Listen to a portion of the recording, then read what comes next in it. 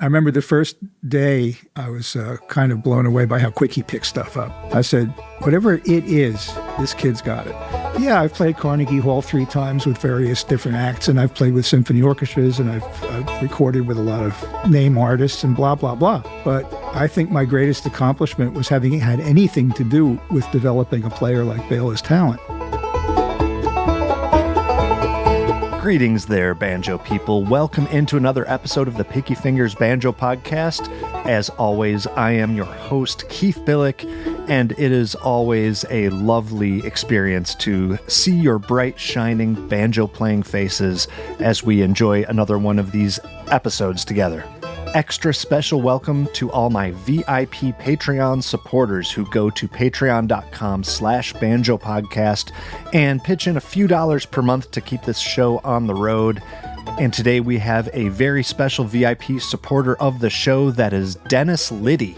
Dennis, thank you so much for your very generous support. It is very much appreciated. And for all the rest of you, don't let Dennis have all the glory.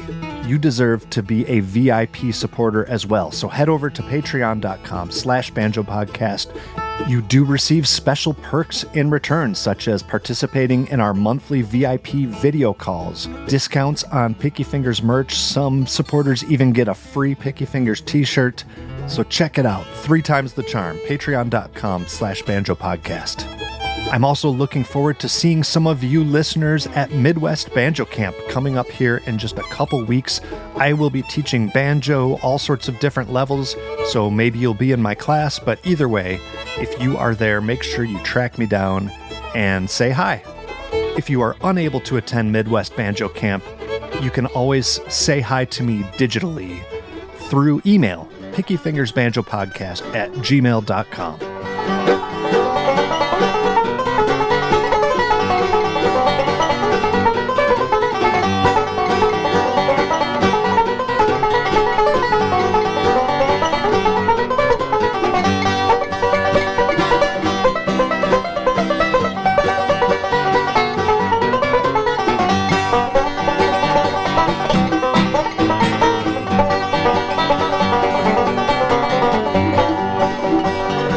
Today's featured guest is Marc Horowitz.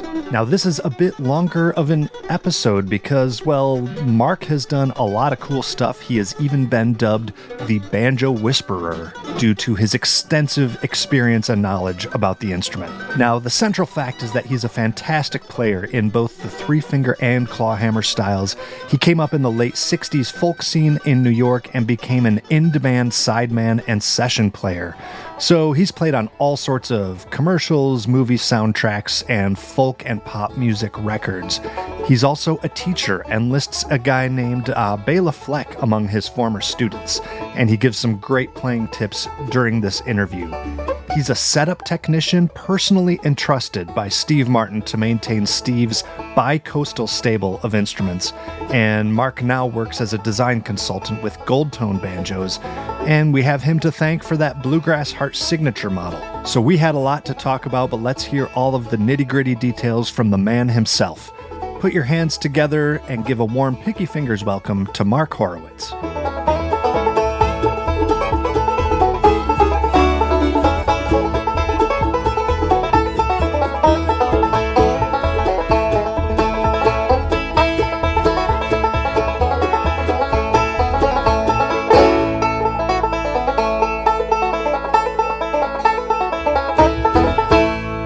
I came up in the Washington Square scene back in the late 50s and through the 60s and 70s, and I hung out with a lot of familiar names and learned a lot from those names, and had a career as a professional player from the time I was about 17 until I got tired of waiting for the phone to ring, which would be about 38 or 40 years old. Uh-huh. I went into other aspects of the music industry, like working at Mandolin Brothers, the late lamented vintage store here in Staten Island. Yeah. Became a manufacturer's rep in '86 for St. Louis Music, which was at the time a family-held business founded in 1922 that was quite a big company, and they distributed Alvarez and Alvarez Yairi guitars. Mm. So the whole Washington Square scene, though, was a crucible for a lot of New York banjo players. And the phenomenon of the New York Jewish banjo player has been investigated by many people. But it really just was a byproduct of the whole post-war folk era, the interest in folk music, the red blanket babies that went to Bucks Rock work camp and things like that. And so back it up even further. How did you come to have a banjo in your hands? Well, my older brother, David, was an early casualty of the COVID epidemic, but he had a friend across the street from where we lived in Brooklyn named Richie Barrett, and he had a live recording of The Country Gentleman. So it piqued my ear.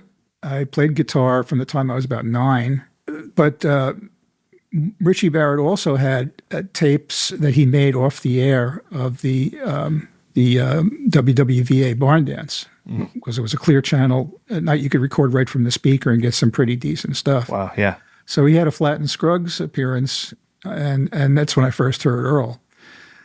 So having already been a folk player, I had a long neck banjo and stuff, and hearing Earl for the first time was, of course, traumatic. Do you have a way of describing what that was like, or you already played guitar, so it must have been pretty. Well, the first time I heard a banjo though was my brother brought home an album called The Weavers at Carnegie Hall, and the first tune on the first side was Darling Corey, which started off with that solo banjo.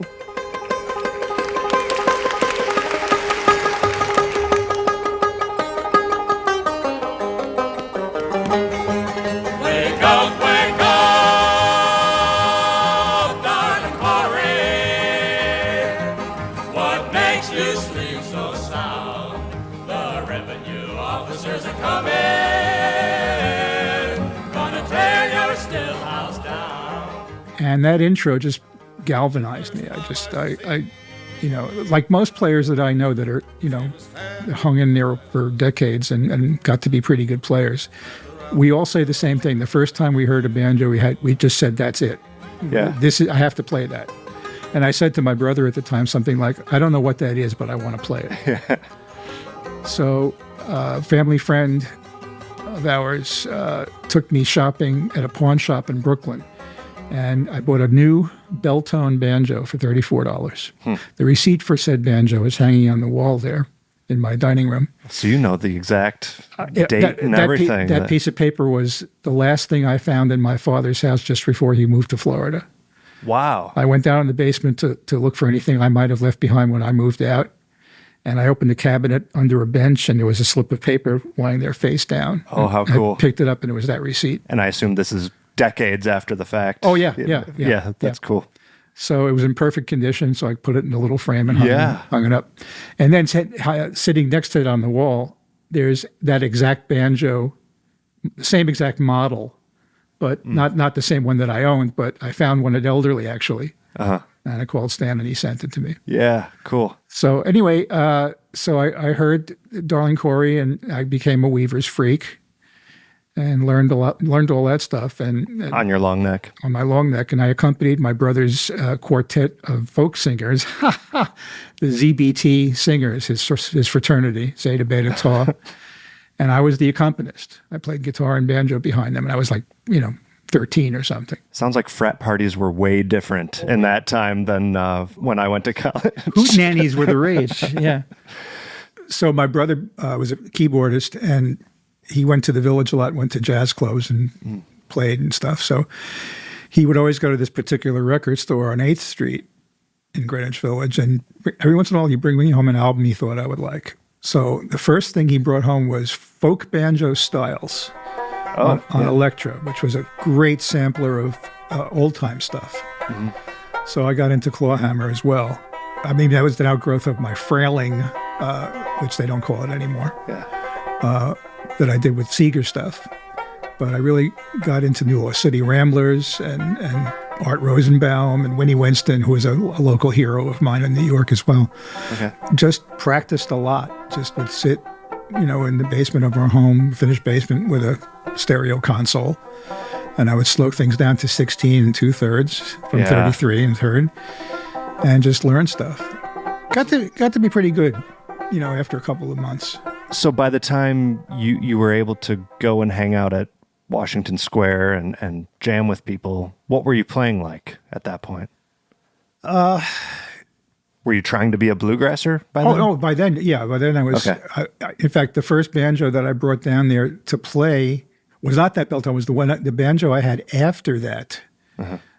I had bought a Bacon long neck. Mm. Then, not long after I got that long neck, I decided I didn't want to play Seeger-style folk stuff. I wanted to play Scruggs. Uh-huh. So I sold the Bell Tone to a girlfriend, and she said she didn't want the resonator. So I kept it. And the first time I went down to the square, I'll never forget this, I went on the subway with my long neck in the case, hard case, and carrying the resonator in my other hand from that other banjo, and I would just slap it on the back so I had a resonator. And that worked? Kind of? Yeah, kind of. Yeah, it was kind of a jerry-rigged resonator banjo. But being able to play with other people, which I hadn't to that time, that certainly made me turn a corner. And I also met in Washington Square practically that first time I went, and that ex-girlfriend of mine that I sold the banjo to introduced me to Washington Square. I think I was 15 at the time. That's where I met Eric Weisberg and Steve Mandel and Winnie Winston and David Grissman and Fred Weiss and all these, New York characters. Give some basic background of what that was like, because people like me have heard all about this, and we've seen photos of people who we admire when they're really young hanging out there. Was this like a predetermined jam every Sunday or whatever? Like what was the deal with that? The event itself, the Sunday things, grew out of just a practice that the local village characters had come into, which was just hanging out in the square on Sunday and playing instruments and reciting poetry and, generally being annoying. Mm-hmm. And there was a pretty vocal element of people who had properties around the park that did not want all these riffraff hanging out there. Yeah. There was a famous insurrection. I think this took place around 1958 or 9, a little before when I started going down there. But the cops came down and just, started arresting people. Israel Young, who was the proprietor of the Folklore Center on 6th Avenue, made this famous speech at this debacle where the mayor had sent the cops down to just arrest people. There's quite a bit of documentation of that event too online. But out of that grew a negotiation with the musicians and their interests with the city, and the Parks Department granted a permit. So it grew out to be you could play in the park from 12 to 6, no percussion instruments, no winds or brass. Okay. Just stringed instruments. And before then, there were winds and brass? Anything went. Oh, wow. Anything went. Yeah. Yeah, it was just kind of like a Parisian group of buskers. It was crazy. But what developed very quickly was a kind of discipline where you would go down and meet people either by prearrangement or just happen to run into them, because it was known now as the place to go and play when the weather was good. What happened was you'd either meet some people for the first time or meet up with your friends, form a little group and play. And then when you took a break, the groups would, disband and then coalesce with different members. Okay, reshuffle a little bit. It was just kind of like a general cross-pollination of all of these players with other players, ongoing for 6 hours. But based on the permit, it was always at this window of time. No. If we wanted to keep doing it, we had to, obey the ordinance. So you mentioned earlier that you met a lot of people there who ended up being big influences on you. Take me through a few of those. Mention maybe who you met and what you think you learned from those people. Well, one of the first people I met was Steve Mandel.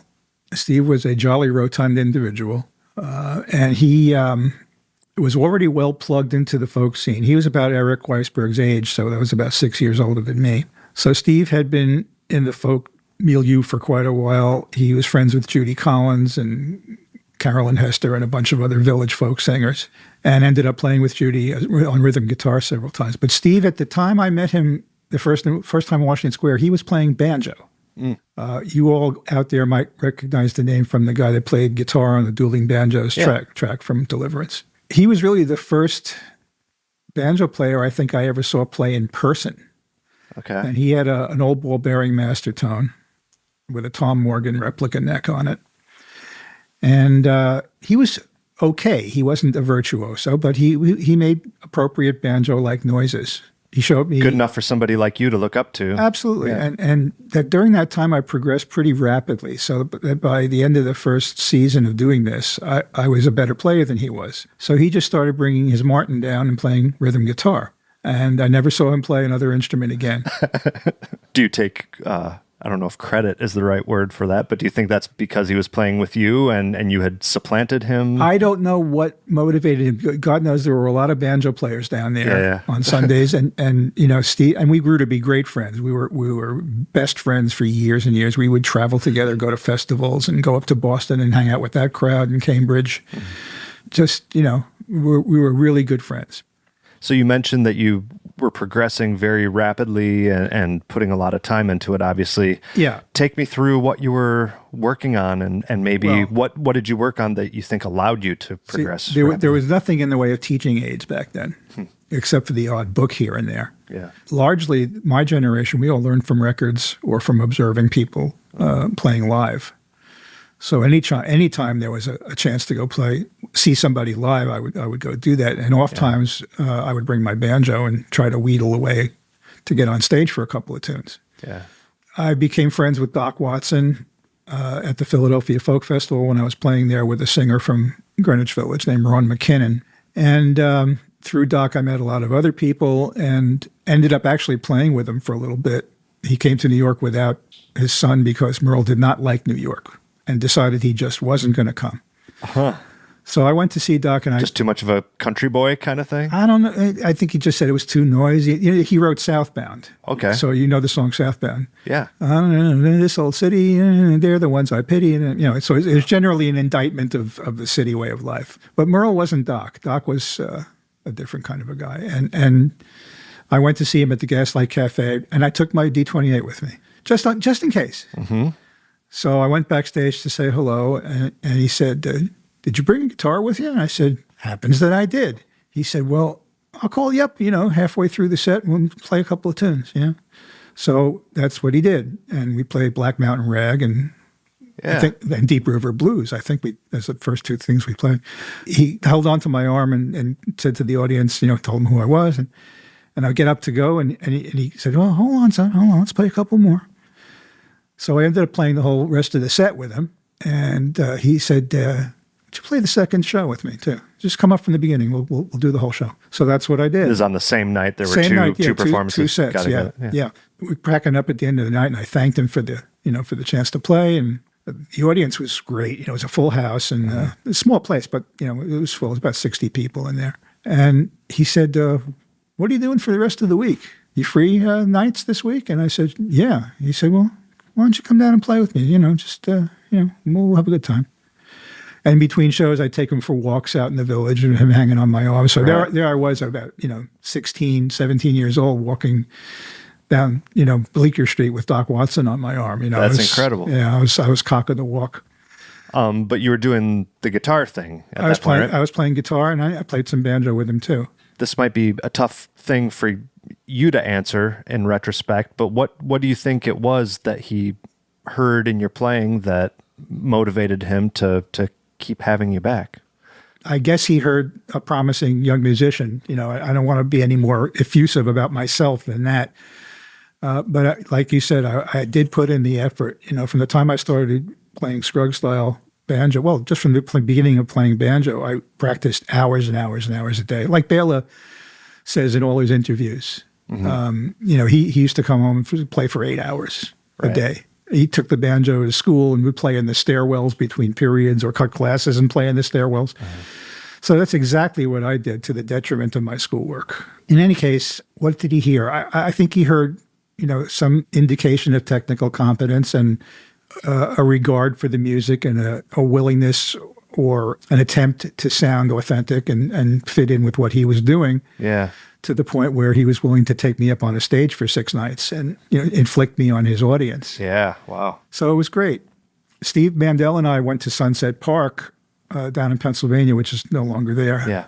It was a little country music park and some minor amusements like beanbag tossing games and carnival stuff. Yeah, just like that. But they had this rickety stage, covered over area for seating. And we went down there to see Reno and Smiley. And Don and I hit it off.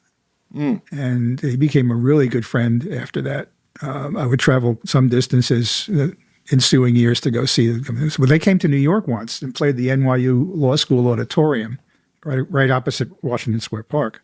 And I brought my banjo as usual, just in case. Well, Reno called me up about a third of the way through the first set, and he was playing banjo, and I was playing banjo. We did some double banjo stuff. Then he picked up the fiddle. It's a little known fact that Don was a pretty decent fiddler. Yeah, I don't think I knew that. Yeah, this was when Buck Henry was with the band. This after Mac McGaw. And again, I went to leave after the first couple of things we played, and he said, hold on. He picks up the fiddle, then he picked up the guitar. So I played the whole rest of the show with him. Okay. On banjo. Yeah. And these poor people in the audience, and it was a good-sized little auditorium, probably about 400, 500 people. Uh-huh. And they're sitting there, and they came to see Don Reno play, and they ended up with me on the banjo for a good part of the program. I think I held up my end okay. And subsequently, on another trip to see Reno years later, he was selling the souvenir book. It's full of pictures and history and stories about his early career and so on. And there's a full-page photo of me with them on stage. You were in there? Yeah, I'll show it to you later. Oh, yeah. That'd be cool. And I'm standing there with my typical uniform of that period in my life, with my shirt tails out and just long hair and stuff. It's a hilarious picture. But did they get the credit? The caption, right? Here's the funny part. It's funny you should ask. He had the names of everybody on stage on the captions, and it said Mark with a K, and I spell it with a C. Horowitz. Harrowich. Now, it's a funny thing, and I'm not trying to be prejudiced against our Southern brothers, but none of the Southern players that I ever knew could pronounce my name or spell it correctly or just couldn't remember it. Even Bill Monroe, who I spent a little time with, he would never introduce me. I played some shows with Monroe as a fill-in for Lamar Greer back in the 60s, and Monroe just let Richard Green or somebody else introduce me. Isn't that curious? It's not an unusual name to me, It's a cultural thing. Yeah. It's a cultural thing. There were so few Jewish surnames around in the South during the whole early part of the century. Look, there's very few of us in the country to begin with. Yeah. But the whole Jewish New York bluegrass thing, which has become such a cliche, for discussion. It comes up a lot. A question I would always get in my few interviews that I've done in my career was, how does a Jewish kid from Brooklyn come to play the banjo? Even Bela gets asked that. Sure. By the New York Times, no less. I mean, I refer you and anybody that's listening to a master's thesis called The Jewgrass Boys. I was contacted by a master's candidate from, I think, NYU. And it was about how this whole scene of Jewish musicians in New York during the 40s, 50s, and 60s that played Southern Appalachian music, how it came about. And it's pretty much the same story that mine is. We got exposed to folk music first, general folk music, ballads, Pete Seeger, the Almanac Singers, things like that. And then, like everybody says, when Earl came along, he just galvanized anybody that had an ear for the banjo and an unconscious propensity for it. So it's just a numbers game at that point. Like there were enough of you here who are already into it, and a few of you are bound to break through somehow. Yeah, Eric Weisberg came before I did, and he was another hero of mine. And it just kind of mushroomed from that time in the late 50s. The whole banjo or bluegrass and old time musician from New York thing. John Cohen from the Lost City Ramblers, who was a cousin of mine. Oh, he was one of the first practitioners. Roger Sprung. Roger Sprung is a phenomenon. He was not a great player. What he was a great showman. And he was very flamboyant. He would come to Washington Square Park. That's where I met him too. He wore a derby hat, and a sign stuck in the band that said, "Yes, I teach." Oh. Yes. And then when he came out with his first album, which was called Progressive Bluegrass 1,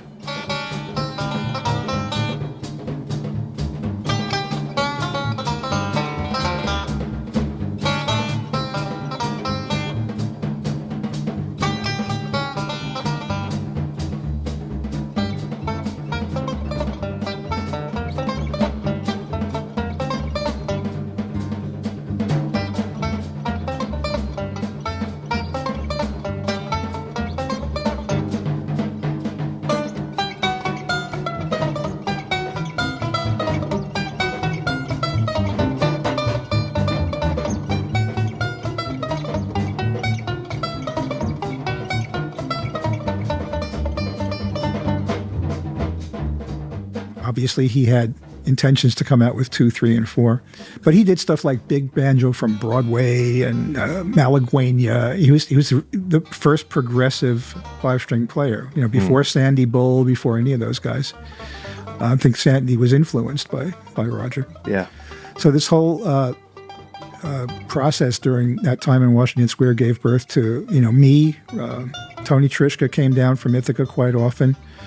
Marty Cutler, who just had a triple bypass, by the way. Yeah. He's doing great. Good. And hey, Marty, hope you're listening.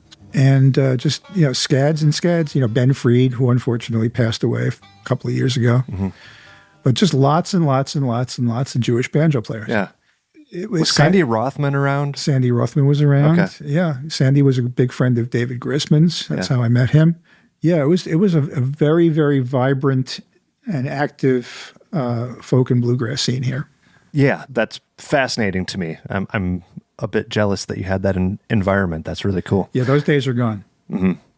Let's talk a bit more about your playing. Did you notice anything that you would now identify as being like your individual style develop? I don't really think I have an individual style. To be brutally honest, my style, if I have one, is a synthesis of all these people that I had as heroes. Well, I guess I'm trying to trick you into maybe demonstrating something, and maybe if you could, even if you don't think it's unique to you, what are the building blocks of what you were doing? We all started out with.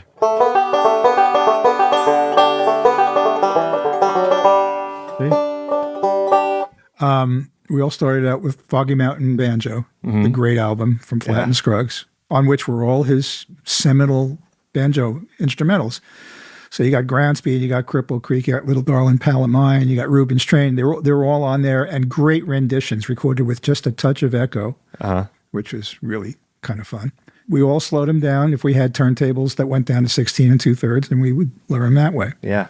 Marty Cutler and I, in particular, were like friendly rivals. We would frequently go into the city to Manhattan to the Liberty Record store. When we heard about a new release from Monroe or Flatt and Scruggs or anybody, we would run down there and try to buy the record, singles, LPs, big news, whatever, where we could get. So I remember vividly when we heard Salt Creek, we heard Pete Wernick played it on his radio show, the recording with Monroe and Bill Keith playing banjo. And we ran down and got our copies. Now, I lived in Brooklyn.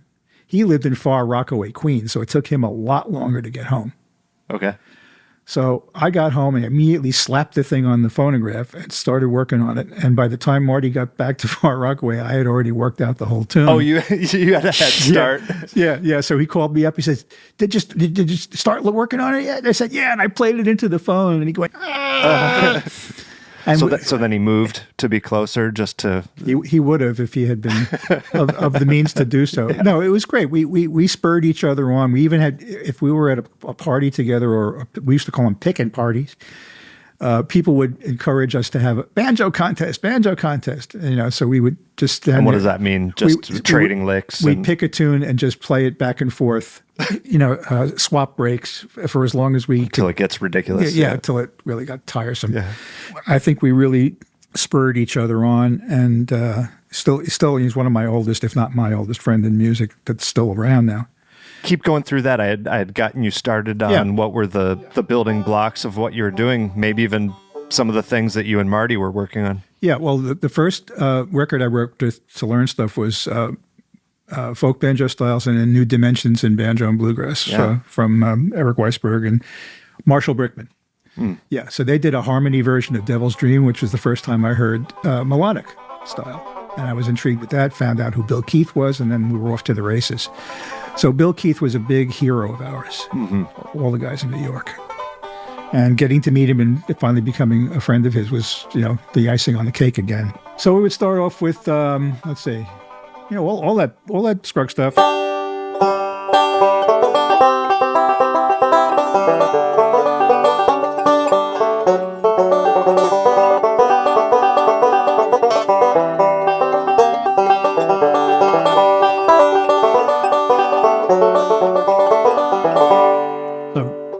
That stuff. Yeah. And Cripple Creek and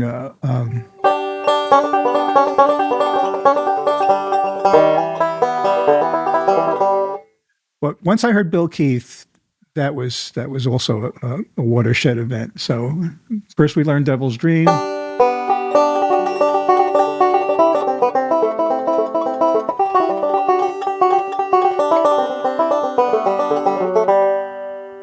And then, some of us tackled Nola. Also want to give credit to Steve Arkin. Oh, yeah, sure. Another guy that plays both clawhammer and three finger as I do. And he was also a very strong early influence on me. I met him on the quad, as we say, at Brooklyn College one sunny afternoon. And people used to sit out in front of one of the halls there and play.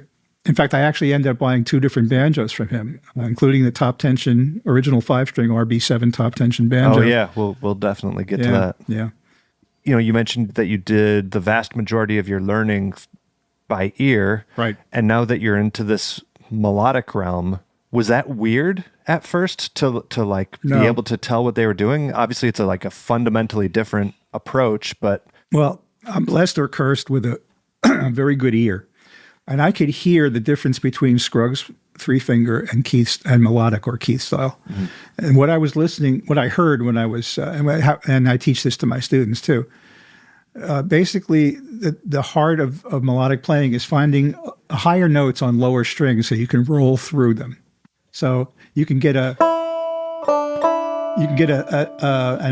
E note on the first string at the second fret. You could also get it at the fifth string on the second string on the fifth fret, on the third string at the ninth fret, and so on. There's more than one place on the banjo because of the way it's tuned. Yeah, sometimes 4 or 5 places. Yeah, there's always another place to get that same note you want. So all you have to do to work out a melodic tune, I figured, find the notes you need to play where you can play them in a convenient finger position on the left hand and roll through them. Yeah. You're still playing quote-unquote rolls, but I never, ever looked at rolls because I didn't learn from tablature. I learned from by ear. Just picking So out each note. I wasn't seduced into the tablature, I call it a crutch, of learning technique from tablature. Tablature is fine once you've developed technique and how to produce tone and the basic physical theory of how to manipulate the instrument. Tablature at that point is good for picking up repertoire. If you want to get exact transcriptions of how certain people played something, right, or even just to learn a new tune just because. Yeah. But the people who are slavishly devoted to teaching rolls, I think they're doing the students a disservice. It's kind of like learning to drive on an automatic transmission back in the day when they were brand new. I learned on a stick shift, and so did a lot of people I know. Yeah. Kids today wouldn't know what to do with it. This is shifting gear. That's right. To coin a phrase. I know. I caught myself in the middle of torturing your metaphor. Yeah. What do you think are the pitfalls of someone learning these roles and as part of their? Let me modify my stance to be less stentorian. Obviously, when I sit down with a student for the first time, the first thing I show them is the simplest roll possible, which is 3-2-5-1.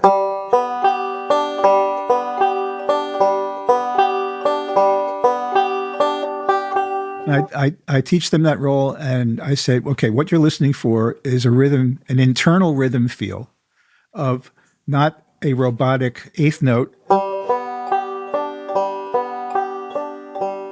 but a slightly dotted rhythm.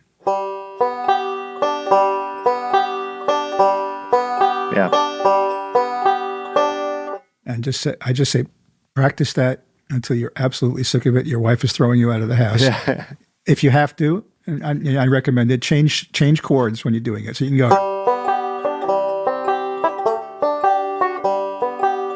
Alternate the thumb between the third and the fourth string.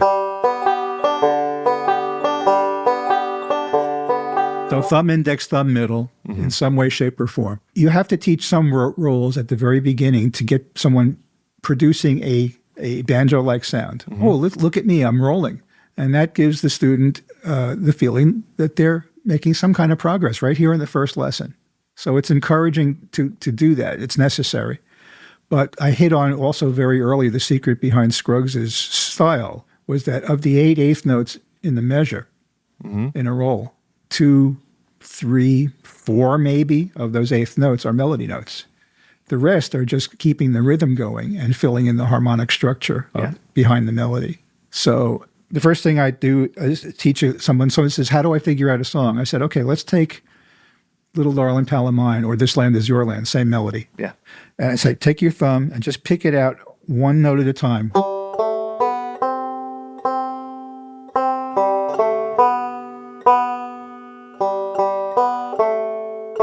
Etc. Mm-hmm. Now, from that you go to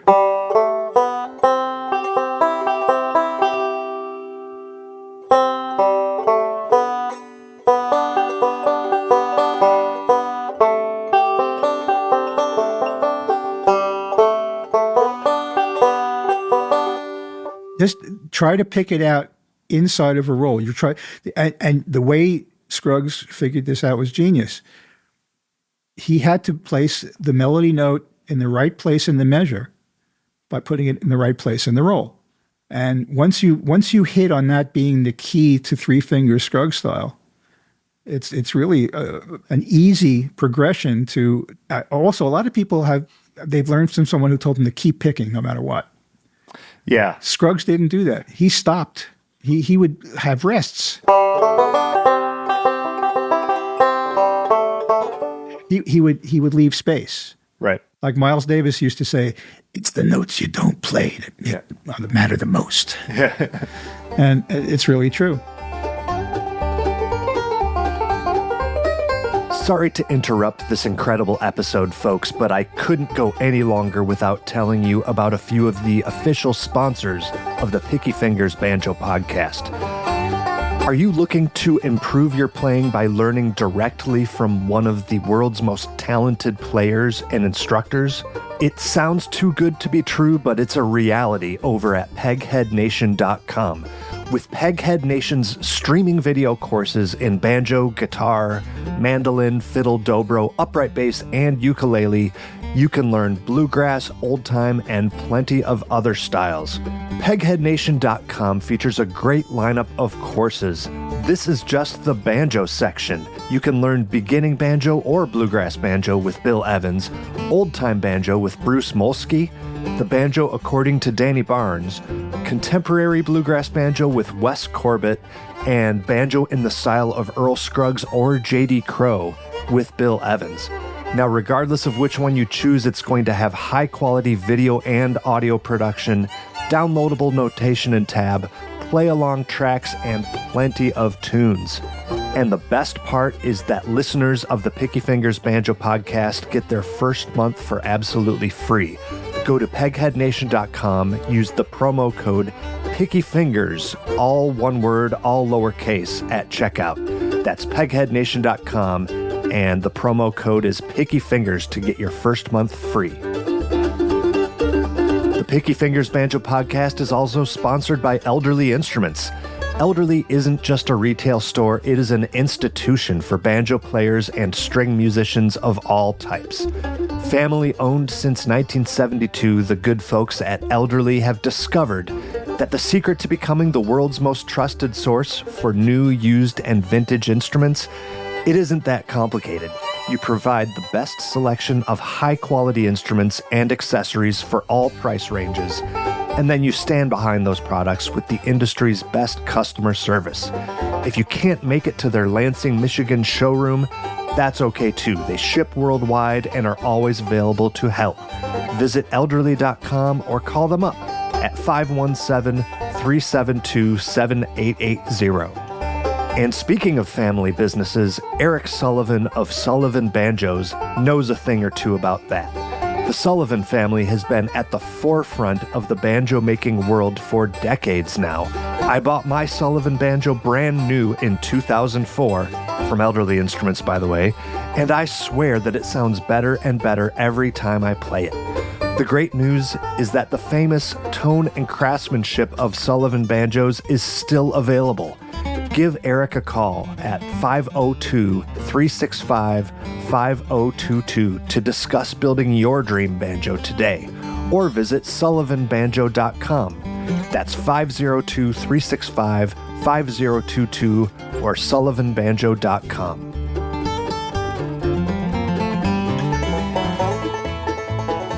The Picky Fingers Banjo podcast is sponsored by Bluegrass Country Radio, America's oldest bluegrass, old-time, and Americana station. Shows are curated by real DJs, not computer algorithms. From classic bluegrass and traditional country to the best current artists, you'll find it all streaming at bluegrasscountry.org and on the station's free smartphone apps. That's bluegrasscountry.org. It seems like your emphasis is on making it musical rather than rudimentary, like putting that swing into it makes it more musical. Changing chords makes it sound more like music. I really stressed from the beginning that you don't want to sound robotic. Mm-hmm. And I always say you should buy a metronome and practice with a metronome, but use the metronome, again, as a frame on which to hang your internal rhythm. And I would recommend listening to different banjo players who had a good lilt, most common of which was Alan Shelton.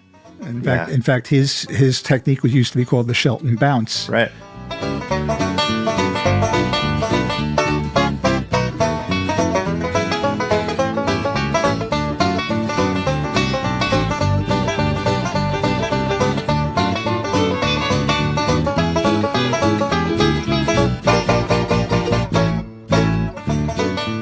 Because he had such a pronounced lilt to his note couplets, his two notes, he would,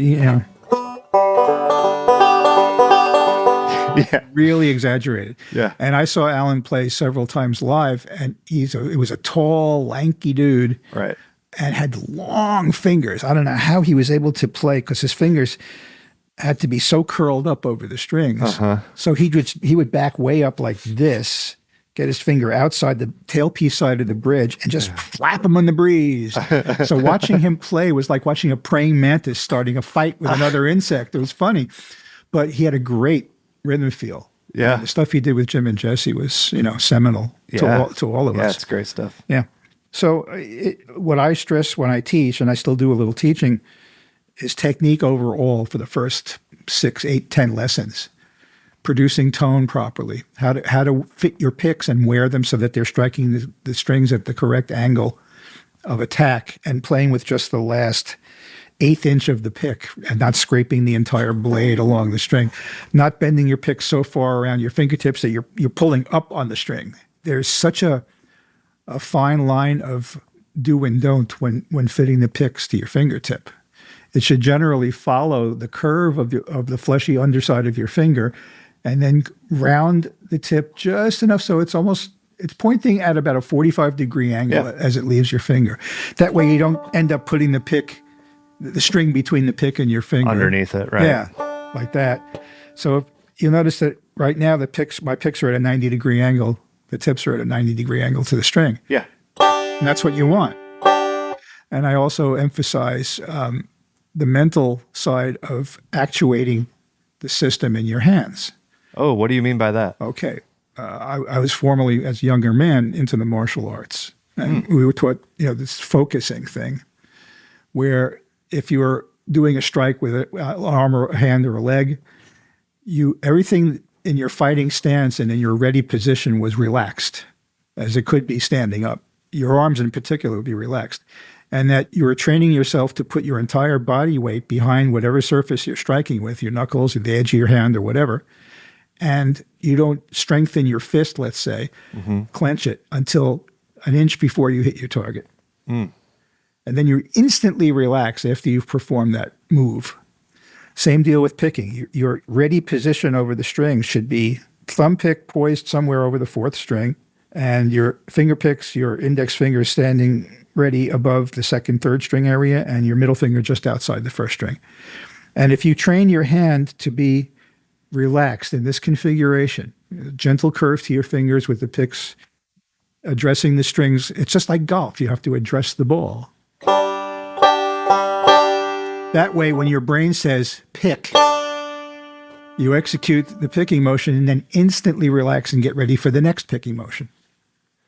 Even at fast speeds where this is happening several times per second. You cannot play rapid tempos without mastering this technique.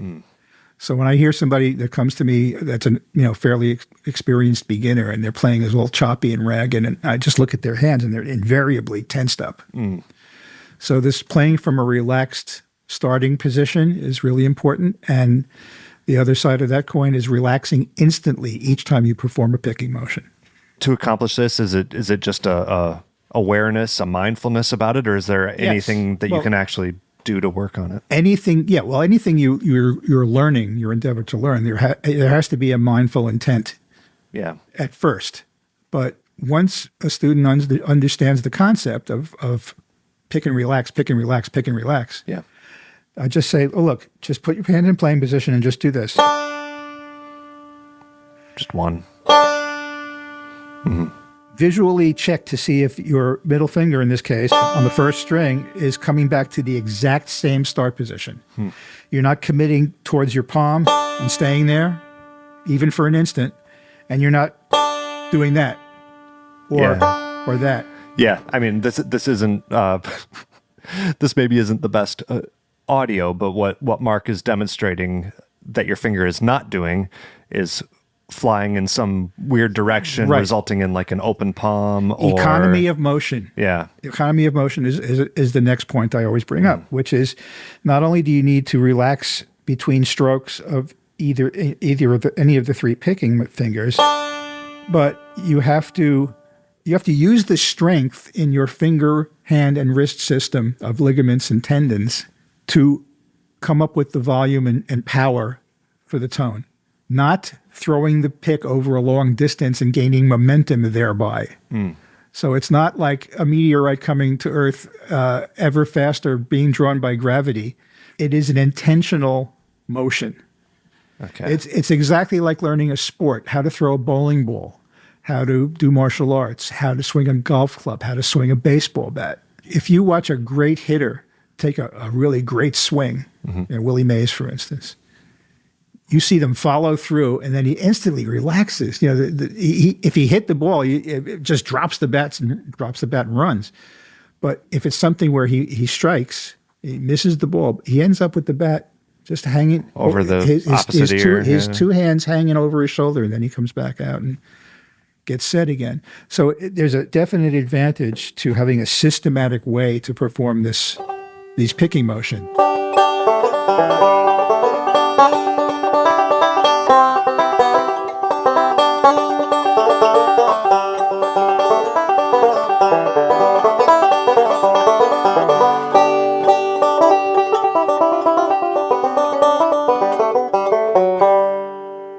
And then I also teach all three styles of three-finger picking. Scruggs style, so-called melodic, Keith style, chromatic, whatever you want to call it, and single string. But I imagine this relaxation, whatever you want to call this technique, is across the board. Exactly. And the economy of motion, especially with single string, it's important in that style. Right. Because you can't be waving your fingers over 2-3 inches of travel and possibly get back in time to play the opposite stroke to the finger you just used. Because it's basically using your thumb and forefinger like a flat pick. Down with your thumb, up with your index. So...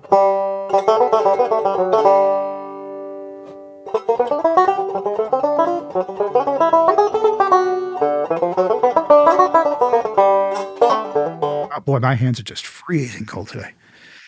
Don't get old, people. I don't know. It's better than the alternative, I've heard.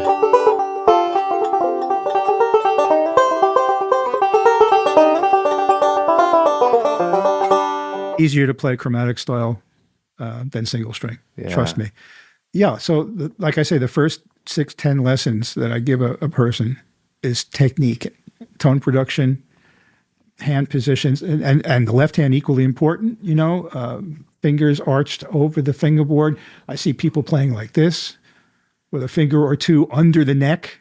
I always used to think I should have a ruler like a nun in a Catholic school. Smack them on the hand when they have a finger nowhere near the fingerboard. So, the thumb hanging off the side of the neck around the second fret when you're in first position. Wrist and elbow and shoulder. I describe it as having a curve going from your shoulder through your elbow, through your hand to the fingertip. Everything curved.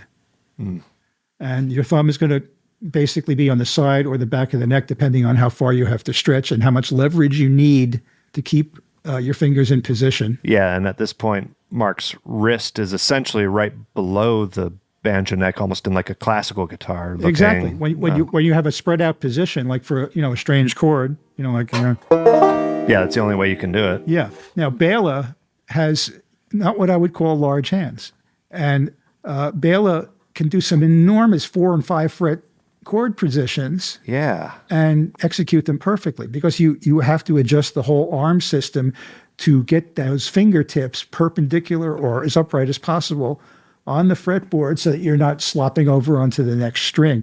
There's a lot of maneuvering of your skeletal structure.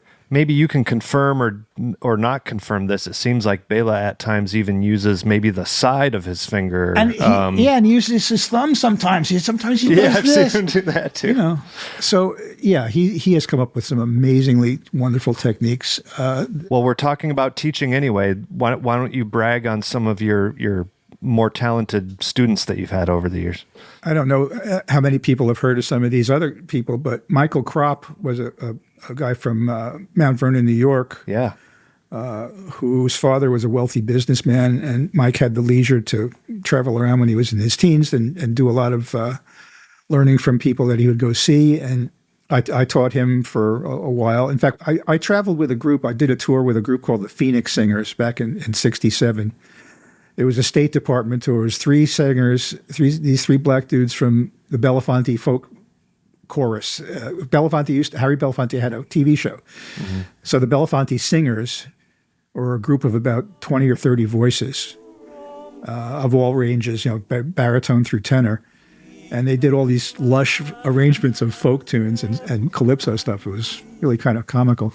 2 in the middle and I can't dance Josie. 2 in the middle and I can't get around. 2 in the middle and I can't dance Josie. Hello, Susie Brown. Railroad, steamboat, river, and canal. I lost my true love on the raging canal. Well, she's gone, gone, gone. Yes, she's gone, gone, gone. She's gone on the raging canal. But these 3 guys were ex-Belafonte singers, and they did a program of folk songs from disparate sources, like from the Barbados and the Caribbean Isles to Tom Paxton and all the folk writers. Steve Mandel got me this gig. I had just started my second try at starting college, and he said, "Hey, you want to go to South America for 3 months and get paid and play music?" I was offered this gig, and I'm playing with Judy. I'm playing rhythm guitar with Judy Collins, and I can't take this gig. So he gave me the agent's number, and I went and auditioned. So the other guitar player was David Bromberg. So he and I— That's really cool. Yeah, he and I and these 3 dudes did a State Department goodwill tour for the U.S. Information Agency of 17 South American countries and West Indian places. So we went everywhere. We started in Guatemala. But the following year, Bromberg didn't want to go to Japan and the Far East. So I got Mike the job. So Kropp and I went, and I took my top tension. He didn't take a banjo with him, but he took a guitar, and we were the accompanists for that tour. And we had a lot of off time, when we were on trains or in hotels or something. Yeah. And I taught him a lot of stuff on that tour. Very cool. Yeah, so that was Peter Schwimmer, who's a Washington, D.C., not Washington, D.C., Washington State. Yeah, he's out west. He's been out there for a long time, but he used to live in Bloomsburg, Pennsylvania, and he used to travel to Brooklyn from Bloomsburg, Pennsylvania every couple of weeks to take a lesson from me. Okay. For a while, for a couple months anyway. Yeah, he's a real inventive Very player. inventive, very progressive player.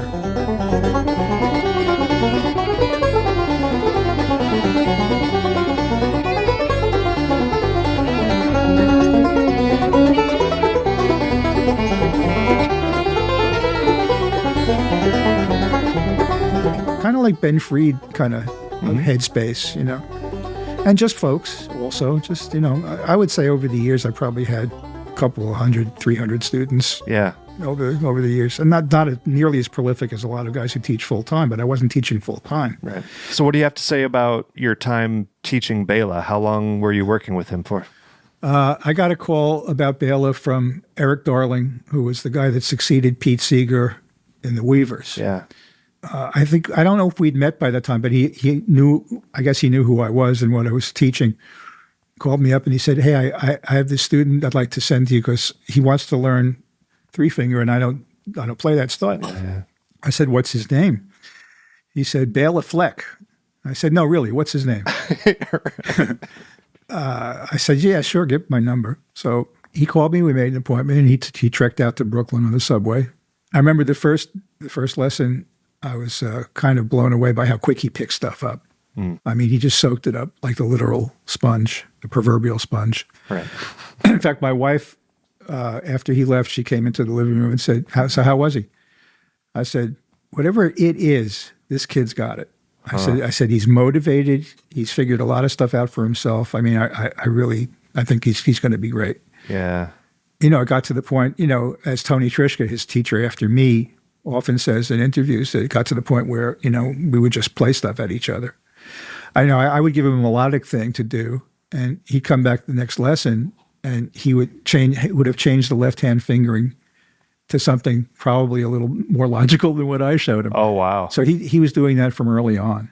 And it was just like the easiest teaching experience I've ever had because he just caught on to everything so quickly. That doesn't sound easy to me. That seems intimidating. Like you'd have to make sure you're always a step or two ahead of him. Or yeah, that's the funny part. When I mentioned Tony being his teacher after me, I knew Tony at that time slightly. I mean, he had just moved down to New York from Syracuse, and he came down to join Breakfast Special. But he got in touch with me when he was moving down here. He called me up and says, "Hey, I'm moving to New York." You know, he called me and said, "Hi, this is Tony Trischka." And I said, "Oh, I love Bluegrass Light. Great album." I was all hoping that I'd somehow run into him. So he said, "Yeah, I want to come over and visit. I want to, meet you. And I heard a lot about you." So we met that way. So we became good friends over the years. And Bela got a hold of some of Tony's stuff. And he said, "Can you teach me this tune? Can you teach me that tune?" I said, "Well, we'll figure it out together. We'll sit and play with it." So this happened enough to the point where I was having to spend the whole week before his next lesson learning the tune so I could teach it to him. And I said, "Bela, you can do this yourself. Or better yet, why don't you just go to Tony? Because I think you've drained me dry. I really don't have anything left to." You're kind of just a middleman at that point. I mean, I gave him, the grounding of three-finger and Scruggs and all that stuff. And I said, "It's time for you to, it's like Kung Fu, time for you to go, and go he did." Is there anything that experience taught you that you're able to pass along to other people, or is it really just a gift and motivation? And I'll tell you the one thing, and I don't know if it taught me this, but it brought it home in the most vivid and emphatic terms, is that some people are better than other people at things. I thought I was a pretty good natural banjo player until I met Bela. Yeah. It took me a good year and a half, 2 years before I was confident enough to play in front of people.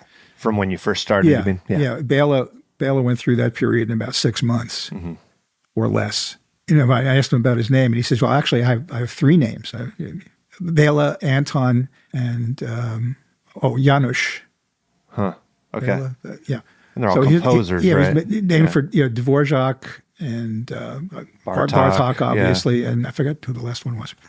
It was appropriate that he was named after these three iconoclastic 20th century composers because he came to become one himself. I can't tell you how delighted I was when he told me he was starting work on a banjo concerto, the first one. And he would send me rough mixes of stuff. Early on in his recording career, he was in touch a lot. We don't see each other much these days. He's always working on tour and stuff. But, of course. But we touch base 3-4 times a year. We try to catch up with things. But he is a unique artist. As reviewers constantly point out, he's comfortable in any idiom with any kind of musician. He can sit down with somebody from Mali or Bali, from Spain or France or China.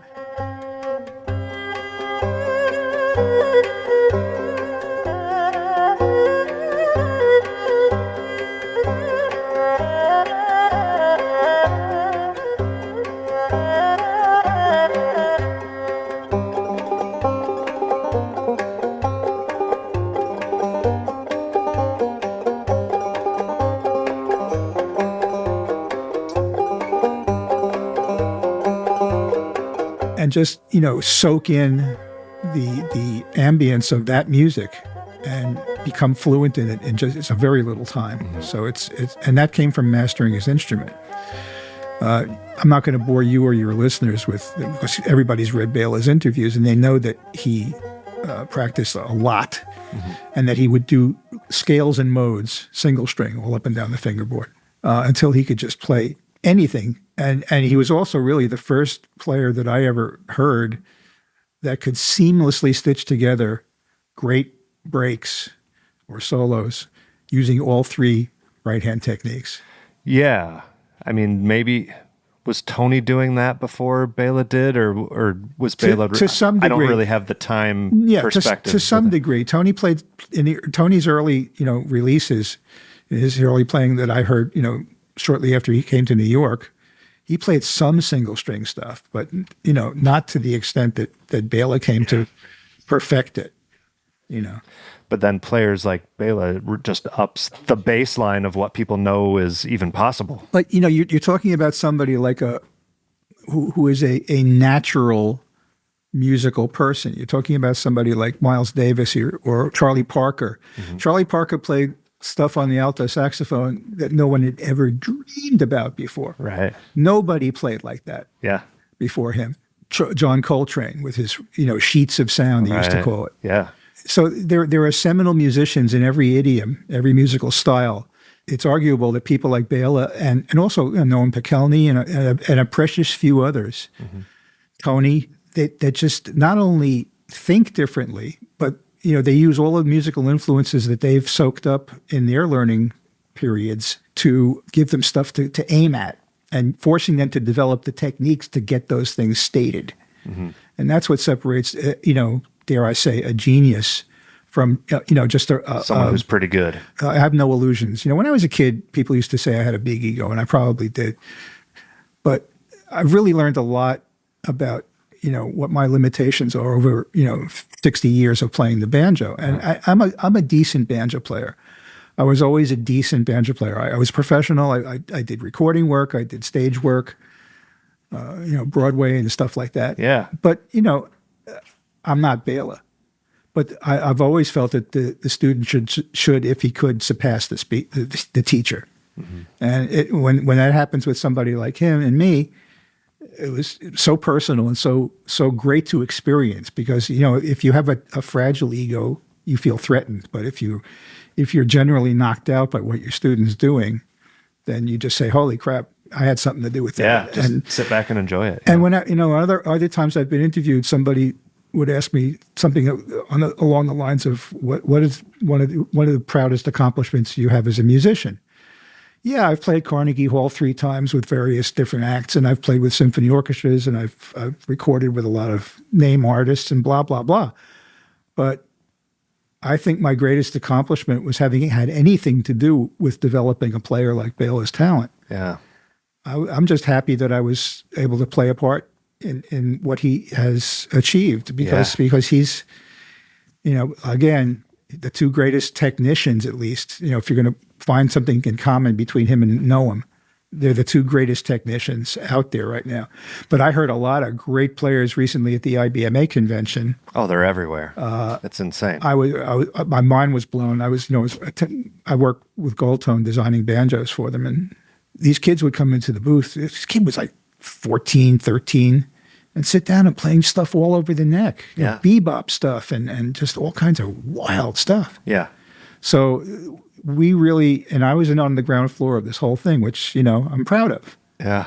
But I never became that kind of player. I never became a virtuoso. I solicit questions on Facebook. Ira Gitlin wants you to talk about your theater and studio work in New York City. Hi, Ira. Ira's an old friend of mine, too. It started with my brother, funnily enough. I told you that I was the accompanist for the ZBT Singers, for his folk quartet back when he was in college. When I was about 16 or 17, my brother started getting into the beginnings of his major career, which was jingles, writing commercials and stuff and recording and producing. He had a business for many years doing that. But early on, he had been commissioned to do a spot for Wetson's Hamburgers. After I started, And this was banjo you played on? Banjo, yeah. Oh, cool. And the thrust to my recording career came from Eric Weisberg.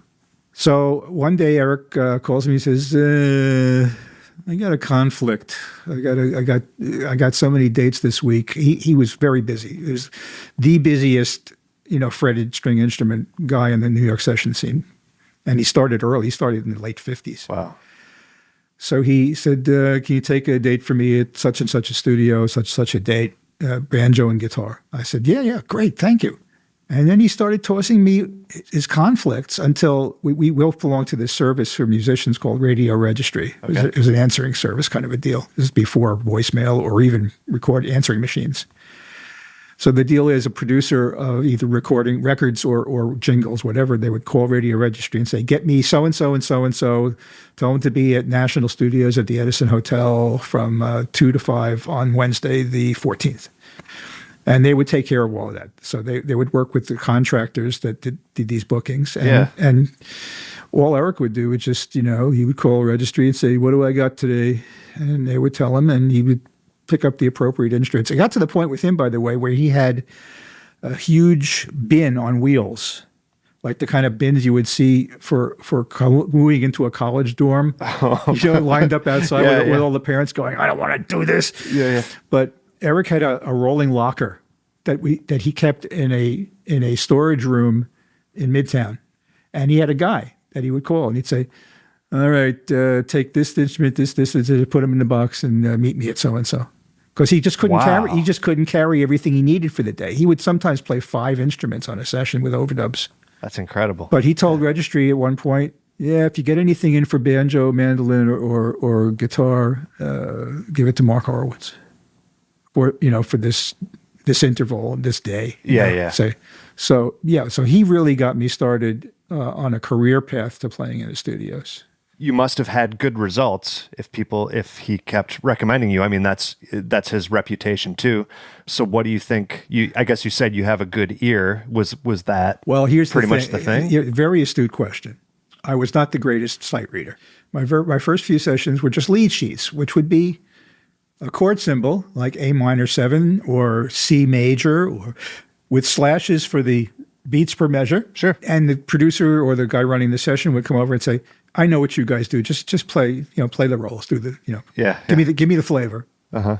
But then the first time I came to a date and saw an actual melody line written out, my sphincter tightened to an alarming degree. Luckily, many of those first times, I was sitting next to somebody like a session buddy like Jay Berliner, who was a terrific guitar player, a real legit orchestra-style F-hole guitar. And he played acoustic. He played all guitars, classical. He would always have a really, really difficult part to work on before we started doing takes, which would give me time to figure out my one little line of banjo. Right. But it got to be a skill that I developed for listening to the run-throughs that the rhythm section was doing, getting the drift of the chord progression we were doing, and what to play over it.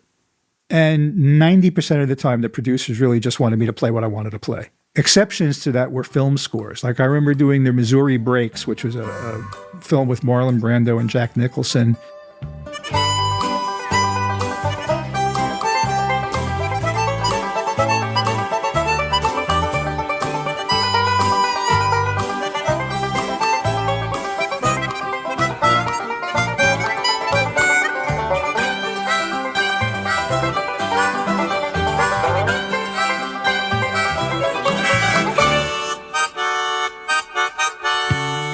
A very quirky Western, very weird, kind of characterizations. Brando got up in old lady female drag for a number of his scenes.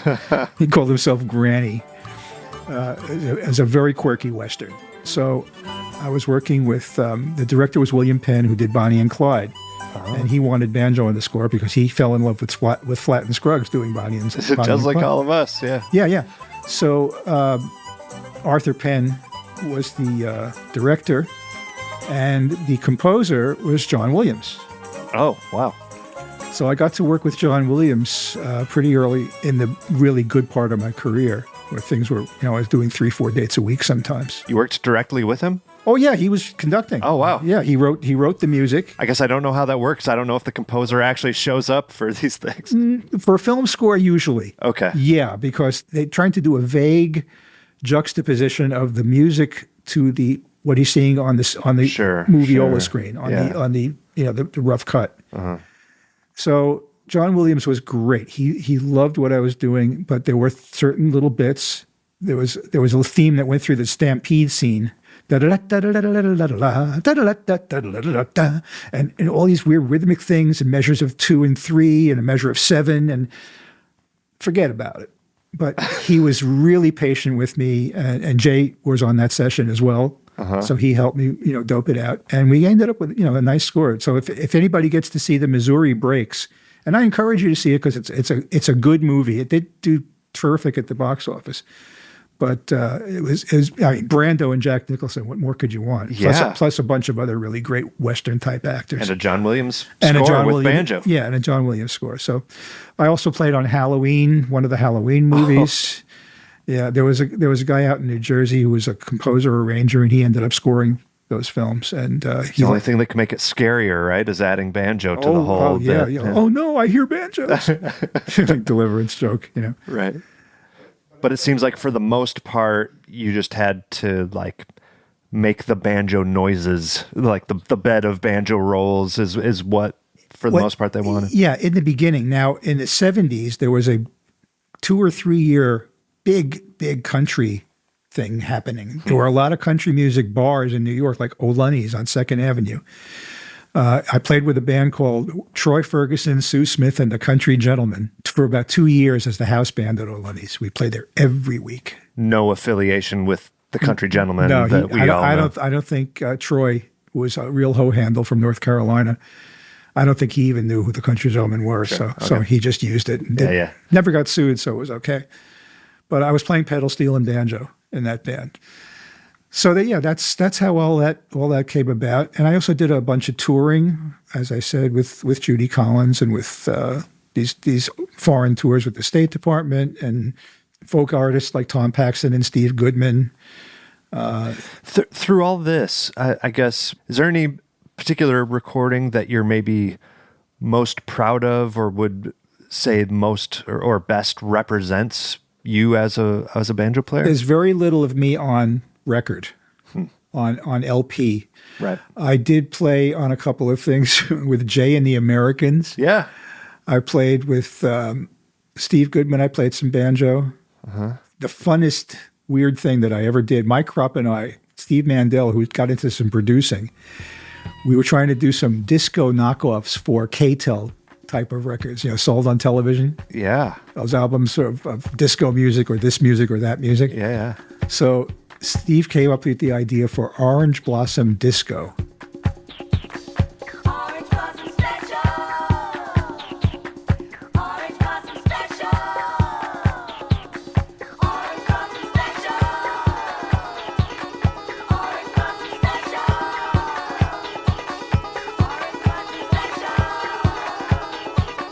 Orange Blossom Special.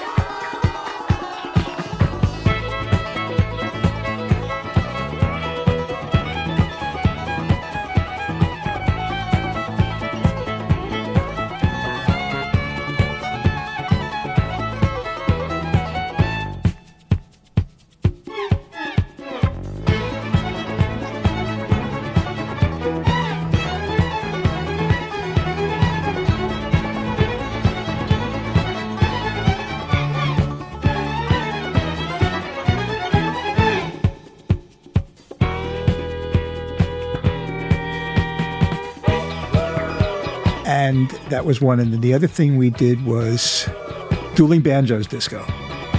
So we did these 2 tracks at a studio in White Plains, New York. We started the session like at 10 o'clock at night, so because cheap, you could get a cheap rate for the studio time. And we went till about 4 in the morning. It was horrifying. I was hallucinating on coffee by the time we got through with that session. But Kropp and I played Dueling Banjos on this thing. Yeah. It was like about a 7-minute or 8-minute track of Dueling Banjos Disco. With a disco beat. Oh, I wish I had it to play. It's on my computer, but I can't get. I can supply you with that track. You need to set. Yeah, I can give you Orange Blossom and Dueling Banjos Disco. Oh, I would love it. Yeah, I would love it.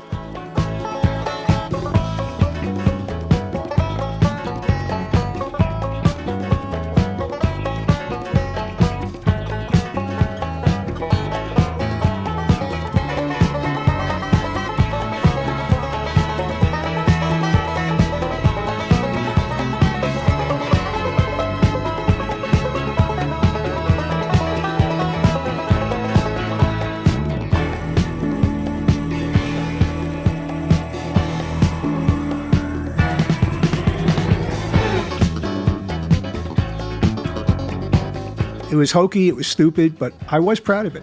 My playing was really good, if I say so myself, and so was Mike's.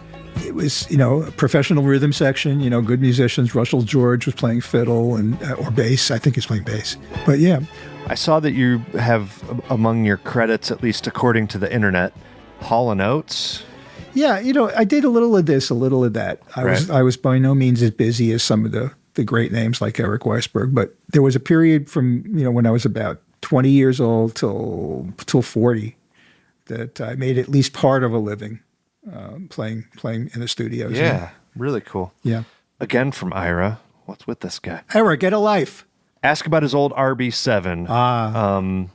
And he maybe also wants you to put that in the context of the vintage instrument market back in the 60s and 70s. So I bought that banjo from Steve Arkin. Steve had gotten that banjo through the good offices of Bill Keith, who found it someplace in Massachusetts. Bill played a style 12 top tension pot with a Tom Morgan Hearts and Flowers neck on it. Yeah. For a long time until he got lured into that Great Lakes debacle. Horrible banjos. So Steve got a hold through Bill's good offices. He got hold of this original 5-string RB7 in really decent condition. And he had it only for about a year. And he called me up one day. He had sold me his previous banjo, which was a Style 5 Gibson ball-bearing pot. This is a 1926 banjo. And it went back to Gibson in around 1932 for a 5-string neck. And it was a custom neck to boot. So while it was not an original 5-string, it was a Gibson-made 5-string. Yeah. In any case, I grew to learn that they didn't sound very much like anything. Ball bearings have very timid voices, as you know. So Steve calls me up one day and he says, "Hey, you want to buy my top tension?" I said, "Steve, I just bought your banjo from you a year ago for $550. So I had to beg my father to turn loose my bar mitzvah money for that banjo. I said, "Now, why are you selling it?" He says, "Well, my girlfriend goes to college about 20 miles from my college, and I need a car." So I said, "You're going to sell your banjo. You're going to sell the oar and let your rowboat drift. Is that what you're going to do?" "Yeah, well, love is love, So he sold me that banjo for $700.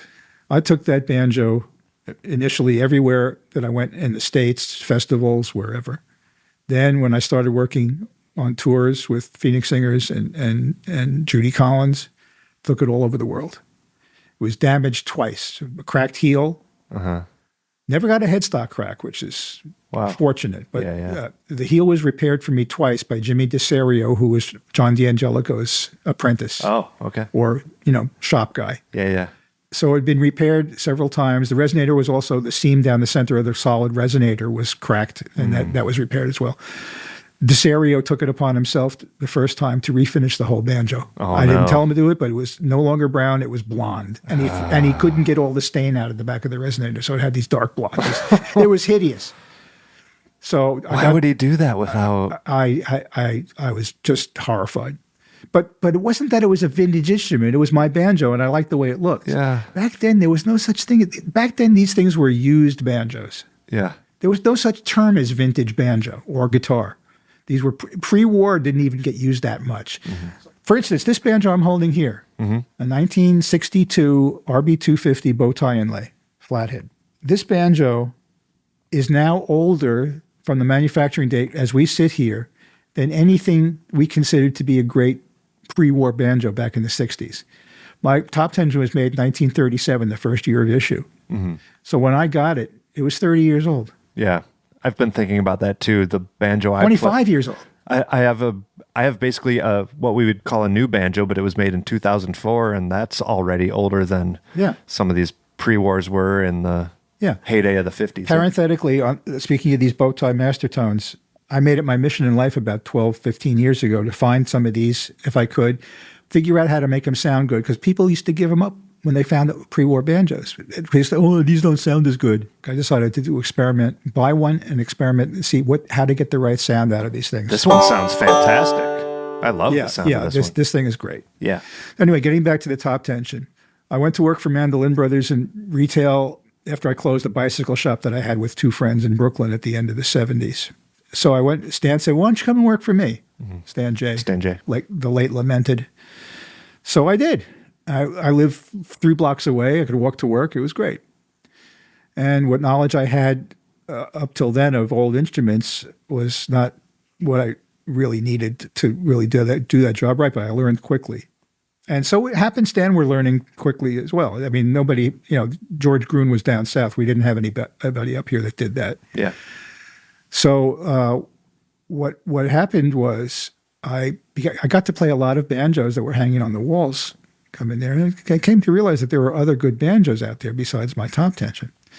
And that RB7 weighed a ton, as you well know, Sure, top tensions. Yeah. And I got tired of schlepping it around the world. I really did. It had been refinished 3 times, repaired twice.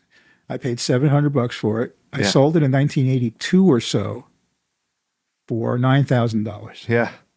To a stockbroker through Mandolin Brothers, one of their clients. And I have no idea where it is now. I'd love to get it back. Oh my God, but I couldn't afford it because that banjo, even as repaired and redone as it was, is now probably worth at least still $100,000. Yeah. So I can't do that. Yeah, the tone ring and the neck by themselves are. Yeah. I don't know how much time you want to fill up, but I just want to talk about a little bit about the vintage market. You mentioned, the vintage. Yeah, go for it. Yeah. From 63 years of being a player and having worked in the vintage industry and having worked as a sales representative and regional sales manager for Gibson and a bunch of other companies and being a designer and consultant for Gold Tone for these past 15 years or so, I've come to the conclusion that the age we live in now is the golden age of not just banjos, but lutherie in general. Yeah. There is more great stuff out there for reasonable amounts of money than there ever was back in the old days. The manufacturing practices today are way more precise. The materials are better. The adhesives are better. The skill of the builders. The skill of the builders and the automation. Do not discount automation. CNC neck shaping, a boon to any manufacturer. If these new tariffs that who is threatening to institute on Chinese imports goes through, it's going to really hurt the instrument industry in general, not just banjos or guitars or fretted instruments, but everything that's imported. If they slap a 60% tariff on that stuff, it's going to kill the retail music industry. So this right now is when you can get the best possible bang for your buck. Another listener is just saying, let him talk about Bill Keith. So I will let you talk about Bill Keith if you think there's something that you haven't already said or need to say about him. Bill was a tremendously brilliant mind, bilingual in English and French, and interested in everything. He was interested in the life of Nikola Tesla. He was interested in the gold standard and why we went off it. I mean, these are conversations we would have when we were driving someplace to go see some pedal steel builder or something. And he would just come up with these completely cosmic concepts about everything, economics, money flow around the world. Again, the gold standard. He loved his weed. He was just a daily and inveterate smoker. I guess it opened up his mind because he was, again, brilliant. In some ways, I don't know, somewhat unfulfilled, but he was where he was supposed to be when he was supposed to be there. And he was there for a lot of guys like me and Tony and dozens of other players, hundreds, if not thousands. And I count myself lucky, that I got to know him when I was, a teenager. And became a friend, and I would go up to Cambridge and stay at his house. He introduced me to Monroe and tricked me into auditioning for Monroe one night at the Club 47. How does one do something like that? Well, I went up there. He called me up one day and he said, "Hey, why don't you come up? Monroe's going to be at the Club 47 this week." I said, "Now is that the one that is now Passim?" Right. Yeah. Okay. So.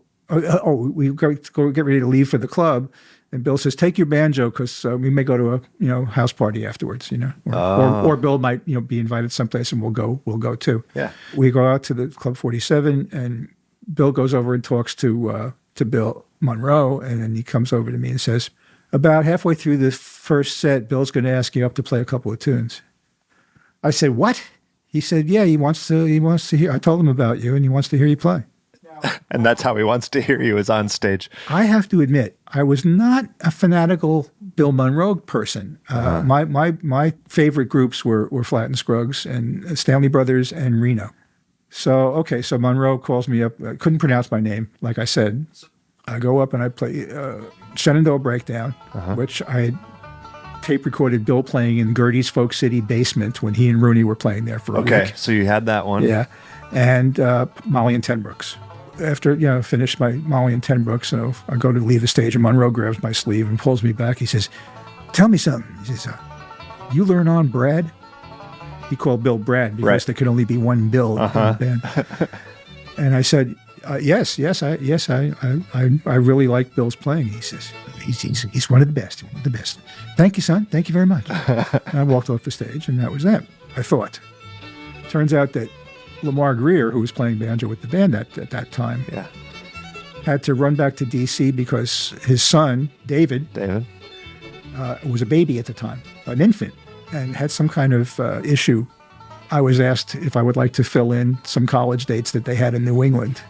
Very cool. Very few people know that this ever happened, by the way. I completely forgot about it because it was one of the worst 2 weeks periods of my life. In what way? Well, first, Monroe never spoke to me. Anything he had to say by way of notes after a show, he would send, Peter through Rowan. an intermediary. Yeah, you send Peter or Richard Green over. Oh my God. Bill says next time you start off Molly and Ten Brooks a little slower or a little faster or whatever. It's stuff like that. Play roles behind the vocals. Yeah, just the basic notes. Because I had not, like I said, I had not assimilated the whole Bill Monroe catalog like Arkin had at that time. But the bus was always breaking down. It smelled bad, and the pay was laughable. I think you got like $100 a week, no matter how many shows you played. Oh wow! So you're just his indentured servant. Yeah. But, it was an experience, and I chalked it up to that. Well, a few years later, when there was a vacancy, his manager called me and asked me if I wanted to come to Nashville and join the band. I had no idea that Monroe even remembered me because he, like I said, he never said a word to me in the whole 2 weeks. Yeah. And I thought about it, and I was getting entrenched in the studio thing. And I thought about it, and I said, nah, thanks. Right. It's not something I want to do. You mentioned that you do setups and stuff. Yeah, from the very beginning, from the first banjo I got, I was tinkering with it. Yeah. And I learned early on how to take one apart and put it back together. And over the years, I learned a lot of truths about tone production in a banjo, what makes it good or bad. And what are some examples of that? Oh, once you get me started talking on this subject, it'll take way too much time. But let's just say everything matters. It's like building a hot rod car. You change one thing, it leads to you changing another thing. So the bridge, the tailpiece angle, what it's made of, how it's attached to the banjo, the type of head, the tension of the head, the tone that the tone chamber produces when you tap the head. There's an actual tone in a resonator banjo. Mm-hmm. Not easy to do in an open back because you need a chamber to have a resonance that you can hear. Mm-hmm. But if you have a banjo chamber that's tuned to G and you play a G note, that note's going to leap out of the banjo above all the others. Now, is this different than the head tuning? Because a lot of people, when they tap the head, they're listening for the head tension. No, they're not listening for the head tension. They're listening for the resonant note of the chamber. Okay. That's what you're listening for. So I've developed that skill set up to a point where people started asking me, they would note how good my banjo sounded, and they would ask me if I would set up their banjo. So I grew that into a little sideline. Yeah. And ended up, I take care of Steve Martin's whole stable of banjos on both coasts. Yeah. So he flew me out to California to work on his stuff. Just to have a session out there? Yeah. Yeah, just to spend the afternoon working on all his banjos out there. He had about 7 or 8 at the time out there, and he's got about 7 or 9 or so here that he uses. He has to have them on both coasts, so in case he has a gig and he's living in one place or the other, he doesn't have to go back 3,000 miles to get his banjos. That makes sense, yeah. So I keep his banjos adjusted and strung properly and sounding right and all that stuff. Yeah. I think some people know about the tone chamber and that you just described. Is there anything else that maybe people don't typically think of or that is unusual? Yeah. In old-time banjo in particular, clawhammer banjo, there's been a trend the past 20 years or so of going more towards 12-inch pots. Mm-hmm.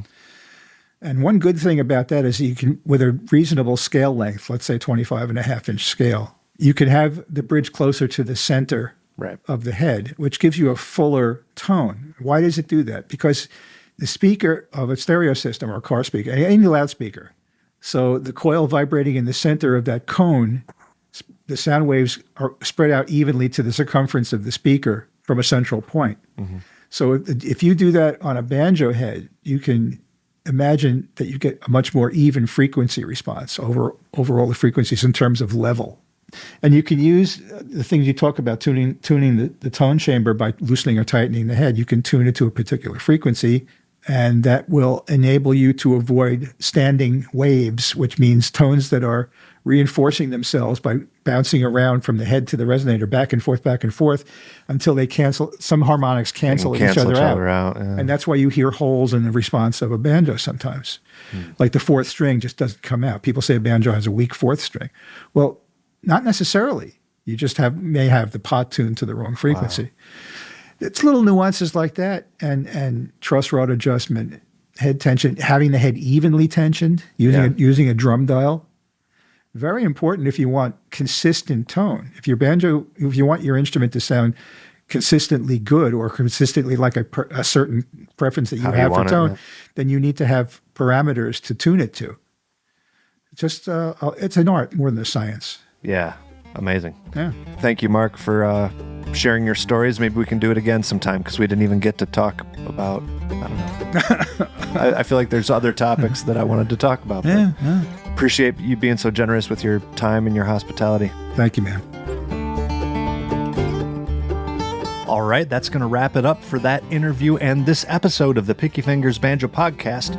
You heard a bunch of sound clips, and in order, they were Turkey in the Straw from a jam medley with Marc Horowitz, Byron Berline, and Roland White, Darling Corey by the Weavers, Pretty Polly by Tom Paley, Big Banjo from Broadway by Roger Sprung, Devil's Dream by Eric Weisberg and Marshall Brickman, Banjo Bounce by Alan Shelton, Two in the Middle by the Belafonte Singers, Midnight Madness by Peter Schwimmer, Emperor's Mare by Bela Fleck, Jibing Chen, and VM Bot, Missouri Breaks Soundtrack Suite by John Williams, Orange Blossom Disco, and then Dueling Banjos Disco by Marc Horowitz and Friends, and then finally Shenandoah Breakdown by Bill Monroe and his Bluegrass Boys. Special shout out once again to Dennis Liddy. He's this episode's Patreon supporter of the show. Head on over to patreon.com/banjopodcast to pitch in a few dollars per month to keep this show on the road. And don't forget to contact me at pickyfingersbanjopodcast@gmail.com. And I'll see all of you either at Midwest Banjo Camp or for the next episode. So long, folks.